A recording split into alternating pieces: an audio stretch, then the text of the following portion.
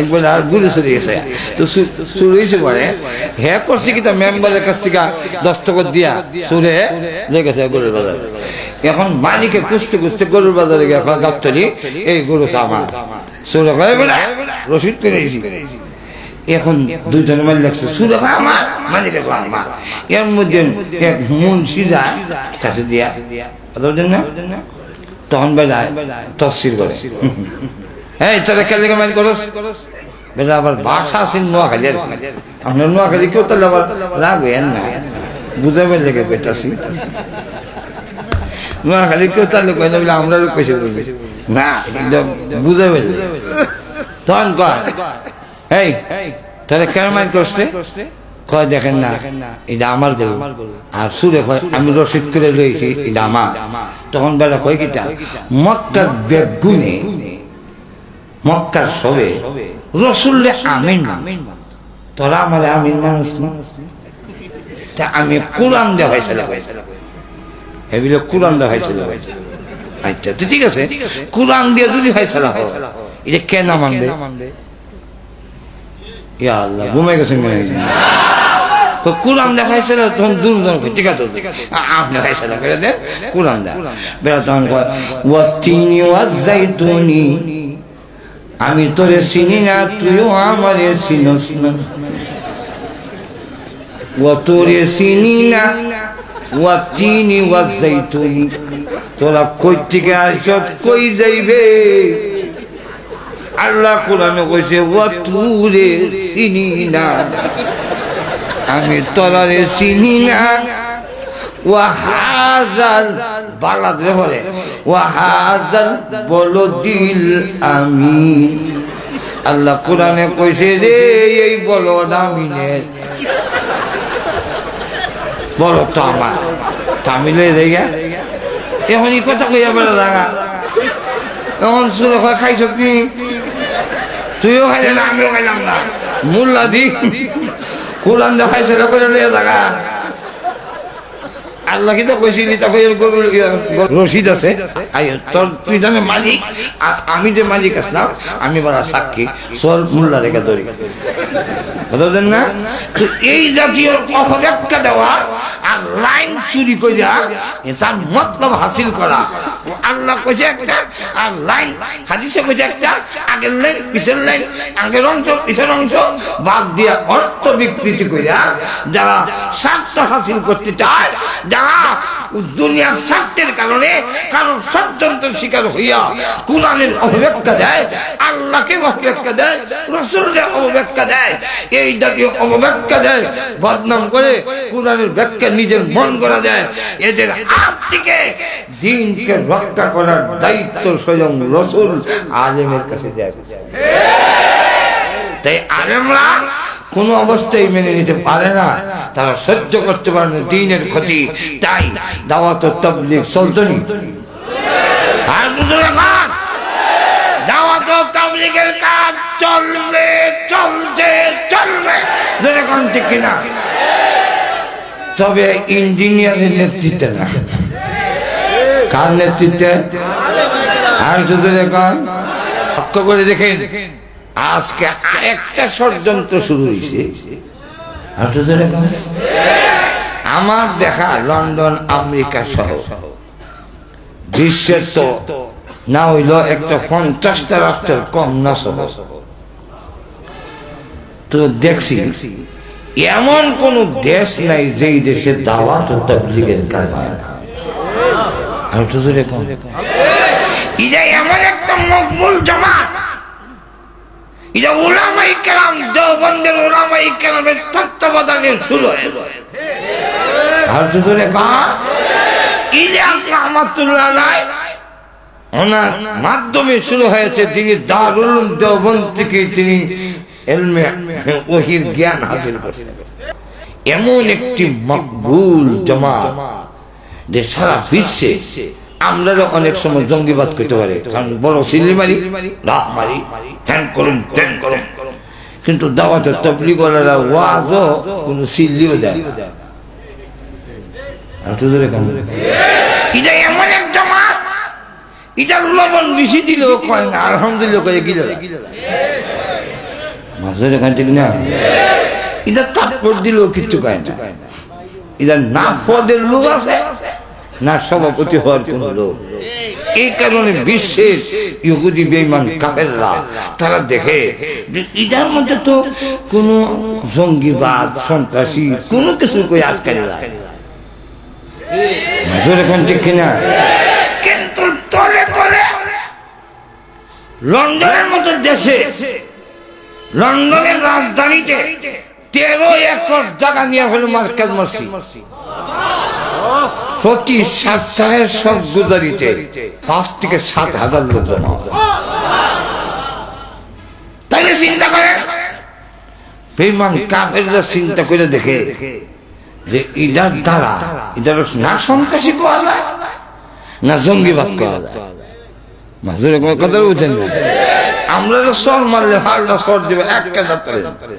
তবলিগের একটা সর খেয়ে যাবো ভাই কষ্ট হয়েছে মাঝে এখান থেকে না এটার তো সেখানে কোনো ভাব নাই অথচ দাওয়াত ও তাবলীগের মাধ্যমে সারা বিশ্বে যত অমুসলিম দেশে মসজিদ হচ্ছে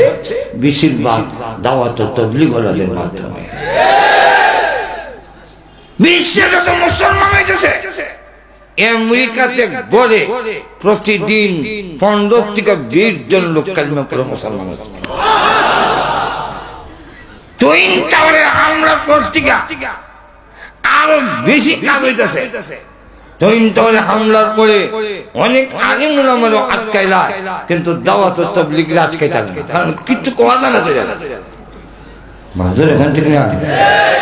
তাই ইহুদি খ্রিস্টানদের আর দেখে যে ইদারে ছেড়ে দিলে হয় না এটা সারা বিশ্বে নীরবে কাজ করতেছে যাদের মাধ্যমে লক্ষ লক্ষ লোক বিশ্বে মুসলমান হচ্ছে মাঝের এখান থেকে না ঐক্যবদ্ধ হচ্ছে এই কারণে আজকে তাবলীগের ভিতরে ষড়যন্ত্র ঢুকাইয়া দিয়া প্রয়োজন ঢুকাইয়া দিয়া ছাড়ছে আর কিচ্ছু না যে আলিম ওলামার কাছ থেকে তাবলীগকে যদি বিচ্ছিন্ন করা যায় তাহলে এই সাধারণ পাবলিকের ঈমান আমল নিরাপদ থাকবে না আর শুধু এই দাওয়াত ও তাবলীগ ওয়ালাদের আলিম ওলামার কাছ থেকে যদি বিচ্ছিন্ন করতে পারে তাহলে দেখা যাবে যে এই সাধারণ লোক যারা তাদের ঈমান আমল নিরাপদ থাকবে না হালাল হারাম বৈধ অবৈধ কিছু বুঝবে না কারণ আলিম উলামা ছাড়া মসজিদ চলবে না চললেও সঠিকভাবে চলবে না এক লোকের মসজিদে এবারও লন্ডন জোহরের নামাজ পড়তে গেছি এক মসজিদে তা আমি পিছনে দাঁড়াইছি আর ইমাম সাহেব রুকুতে যাইবার আগে দেখি আমার দিকে ঘুরে দাঁড়াই তা আমিও চাই না চাওয়ার পরে আমার ইশারা দিতে চাইবে তখন তো আমার বুঝবার বাকি নাই বিষয়টা মাঝের এখন ঠিক না আমি সঙ্গে সঙ্গে ইমামতি জায়গা চলে গেলাম উনি চলে গেল নামাজ আমি সারাই নিলাম আর অন্য একজন সাধারণ লোক আছেন আরেক মসজিদও হিবেটার ইমাম সাহেব ইশারা দেয় এবারও নামাজ থাকবে আবার মাতাল গিটা জিগায় এবারে দেখে যখন বুঝে না তখন কাপড়দের টান দিছে ছেড়ে দিয়ে ও ইমাম সাহেব তুই টানাটানি করেন কি আরেক বেলা দিছে ইমামতি সৌসেদা তুই জিজ্ঞাসা সৌসেদা দিলেন কেন বলে সৌসেদা দেওয়ার কারণ হইলো বাতাস গেছে বাতাস গেলে সৌসেদা দিলে হইব বুঝে আলেম না হইলে নামাজও ঠিকভাবে হবে না মসজিদ চলবে না মাদ্রাসা চলবে না ওয়াজ তাফসীর চলবে না দাওয়াত ও তাবলীগ চলবে না আলেম থেকে কেমনে সরাইবো মানুষকে আমল থেকে কেমনে সরাইবো এই সরানোর জন্য একটা লোককে তৈরি করার দরকার এই লোকটা তৈরি করছে ভালো মনসুর থেকে যদি গ্রহণ না করে তাহলে সাধারণ লোকেরা গ্রহণ করবে না তৈরি করছেন মৌলানা সাদ নামের একজন লোক আরো জোরে চিন্তা করে দেখেন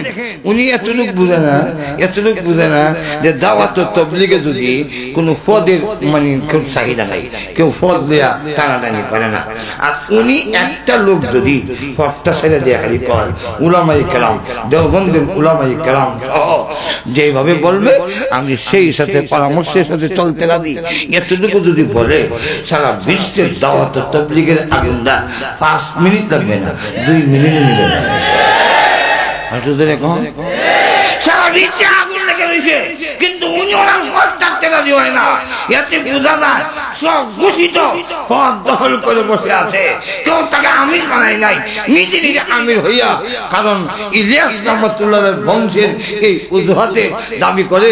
পদ দখল করে সারা বিশ্বে দাওয়াত তাবলীগের লোকদের মধ্যে যে মারামারি আর্থিক সংঘাত সৃষ্টি করেছে, এটি বোঝা যায় লোকটা নিজের ক্ষমতায় দৌড়ে না, অন্য কোনো ক্ষমতায় বলে। অঙ্ক বক্তব্য যেটা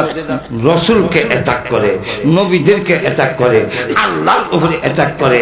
আলিম উলামার উপরে অ্যাটাক করে, আল্লাহর উপরে অ্যাটাক করে কইছে আল্লাহ হেদায়েতের মালিক হই না। আল্লাহ যদি হেদায়েতের মালিক হইতেন তো রসুল হতেন কেন? আপনারা কি করেন? আপনি এটার সাথে একমত? আর তো যেরকম এখানে আপনারা এই কথা মনে করেন না।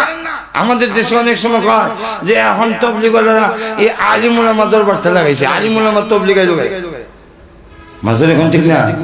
আরে আলেমরা তো তাবলীগ শুরু হয়েছে। আর তো যেরকম মসজিদের ইমাম মুয়াজ্জিন যদি আলেম উলামা খতিব পক্ষে যদি না হতো তো দাওয়াত তাবলীগের ওয়ালা লোকেরা তাবলীগের গাড়ি মসজিদে ঢুকাবার কিয়ামতের আগে সুযোগ থাকবে। আর তো যেরকম আলেম উলামা নতুন করে আসে না, আজ থেকে আলিম উলামা চাচ্ছে যাতে রক্ষা করা যায় তাবলীগকে সঠিকভাবে। তাবলীগ চলবে তবে সঠিকভাবে চলবে। আর তো যেরকম ওনার একটা বক্তব্য হইল যে কোরআন বুঝা পড়ন ওয়াজিব। আপনারা কেদা কেদা বুঝা করতে পারবেন? কোরআন না বুঝা করলে সব নাই, গুনাহ। না না, ওনার বক্তব্য কোরআন বুঝা যদি না হলো তাহলে গুনাহ, তাহলে আমরা কেউ সব পেতাম না। এর কারণ কোরআনের অনেক আয়াত আছে আমরা বুঝি না, পৃথিবীর কোনো আলেম বুঝে না। আলিফ লাম মিম,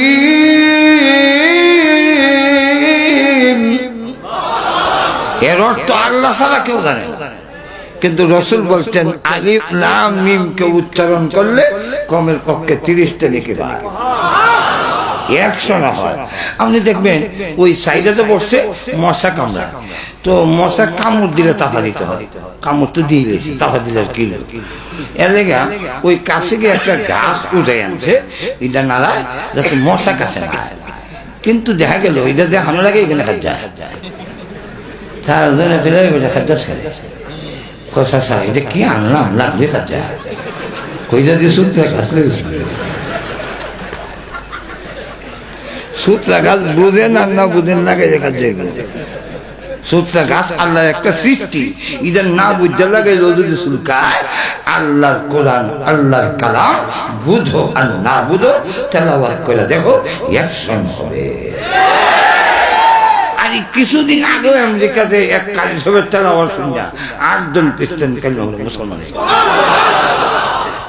থানবী রহমতুল্লাহের সামনে গেছে এক নাস্তিক প্রফেসর, আর এই মুহূর্তে একজন লোক গেছে একটু ফু দেন ফেটে ব্যথা করে। এই নাস্তিক প্রফেসর কোন মৌলভী সাহেব, এই বিজ্ঞানের যুগে আপনারা বাটফারি চলে ভাই, কি বাটফারি করলাম? বাটফারি হইল বেটার ফেটের পিছিয়ে ব্যথা, আপনি ক্যাপসুল ইনজেকশন ট্যাবলেট দেওয়ার দরকার, তা না হয়ে দূর থেকে একটা ফু মারলেন। এই ফু কি বেটার ফেটের পিছিয়ে গেছে? আমি একটা ফু মারছেন, এটা তো মুক্ত বাতাসের জন্য মিশে গেছে। থানবী রহমতুল্লাহ কয় আমি তো জানছিলাম আপনি একজন প্রফেসর, কিন্তু এখনের কথায় বোঝা যায় বড় একটা গাধা। যেমন খালি কেছে গাধা, চেহারা লাল হইয়া শরীর কাবাং হইয়া। কিছুক্ষণ পরে আবার বললেন প্রফেসর সাহেব আপনি কি আমার কথায় রাগ হয়েছেন? আবার দিকে কাটা গায়ে লেবুর রস দেন। রাগমন আমার গাধা কইছেন, দেখেন আমি যে গাধা কইছি আমার মুখের বাতাসটা মুক্ত বাতাসের সাথে মিশে গেছে। আমি তো আপনার ফেরের ভিতরে গুতা দিয়ে কইছি না গাধা, ঠিক না? তাহলে আমি একটা মানুষের কথা আপনার চেহারা লাগলো কেন, শরীরে কাফারম বসে কেন? তাহলে বোঝা যায় আমি একটা মানুষের কথায় যদি আপনার চেহারার রং পরিবর্তন করতে পারে, দেহের মধ্যে কম্পন সৃষ্টি করতে পারে, আল্লাহর কথার কি কোনো আসন নাই? 2 নম্বর ওনার বক্তব্য বলে আল্লাহ, এটা খোঁজার টাইম নাই। 2 নম্বর একটা পেয়ে যায়। আর একটা বলি, আমাদের হুজুরদেরকে যেটা দেয় এটা কিন্তু বেতন বলা যায় না, হাদিয়া, হাদিয়াও বলা যায় বা ভাতা বলা যায়, ভাতা। এর কারণ আমাদের মসজিদের ইমাম সবে গিয়া যেখানে বেতন কত 20,000 দেয় কিনা জানি না, এটা দিলে যখন আলমনগর বড় প্রজেক্ট পয়সা আছে দিতে পারে। আমরা মসজিদের মাদ্রাসার বেতন মুহাদ্দিস যেবারে হাদিস পড়া এবারে মাত্র 13,000 দেই, আনলে সব নিচে 13,000 আর 10,000 আর 5,000 একটা ফ্যামিলি চলে।